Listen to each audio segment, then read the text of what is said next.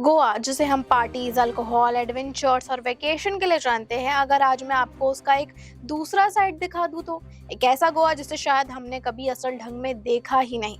नमस्कार, मैं मोक्ष जैन और आप देख रहे हैं द नैरेटिव।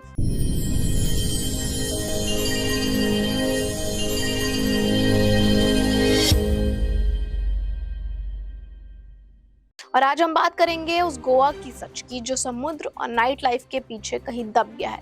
आज जो गोवा दुनिया के सामने एक पार्टी डेस्टिनेशन के रूप में प्रेजेंट किया जाता है, उसकी असली कहानी पोर्टुगीज रूल से पहले शुरू होती है। आपको बता दें कि गोवा एक समय पर एक रिच हिंदू सिविलाइजेशनल सेंटर था, जहां मंदिर, परंपराएं और सांस्कृतिक जीवन डीपली रूटेड थी। लेकिन पोर्टुगीज इन्वेजन के बाद ये सब यही चेंज नहीं हुआ, बल्कि इसे जानबूझकर तोड़ दिया गया। सबसे शॉकिंग बात तो यह है कि पोर्टुगीज रूल और गोवा इंक्विजिशन के दौरान 1000 से ज्यादा हिंदू मंदिरें तोड़ दिए गए, और सिर्फ मंदिर ही नहीं बल्कि हिंदू परंपराओं को गैर कानूनी तक घोषित कर दिया गया और लोगों को अपनी ही खुद की परंपरा फॉलो करने के लिए प्रताड़ित किया जाता था। ये कोई सिंपल कल्चरल एक्सचेंज नहीं था, ये एक फोर्स्ड कन्वर्जन था, जहां मिशनरीज के थ्रू लोगों की आइडेंटिटी को बदलने की कोशिश की जाती थी। और सबसे कंट्रोवर्शियल क्लेम ये भी है कि कई जगहों पर मंदिरें तोड़कर चर्चेस बनाए गए। यहाँ तक कि गोवा इंक्विजिशन को भारत के इतिहास का एक डार्क फेज माना जाता है। इस दौरान लोगों को टॉर्चर, पनिशमेंट और उनकी जान तक ली जाती थी। और क्यों?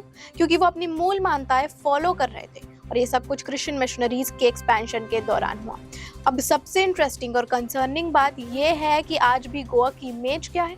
चर्चेस, कॉलोनियल आर्किटेक्चर और वेस्टर्न कल्चर। लेकिन लोगों का कहना है कि इस हेरिटेज के नाम पर, यहाँ की विरासत के नाम पर एक वन साइडेड स्टोरी दिखाई गई, जहाँ अत्याचार और विनाश को अनदेखा कर दिया गया।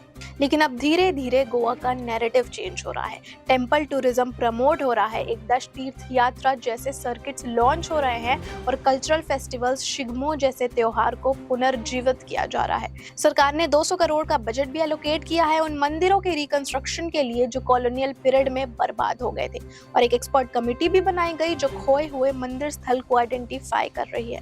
लेकिन सवाल ये है कि क्या गोवा का असली इतिहास हमें कभी पूरा बताया गया भी है या नहीं, या फिर एक सिलेक्टिव नैरेटिव ही दिखाया गया है? और क्या मिशनरीज के रोल को ऑनेस्टली डिस्कस किया गया है, या उसे भी जानबूझकर अनदेखा कर दिया गया है? गोवा अब सिर्फ बीचेस और पार्टीज तक सीमित नहीं है। गोवा एक सभ्यता है, एक इतिहास है, और आज जब वो अपनी रूट्स को पुनः प्राप्त करने की कोशिश कर रहा है, तो ये जरूरी है कि हम उसका पूरा सच समझें। इस पूरी मामले में अपनी क्या राय रखते हैं, मुझे कमेंट करके जरूर बताइएगा। जय हिंद, जय भारत।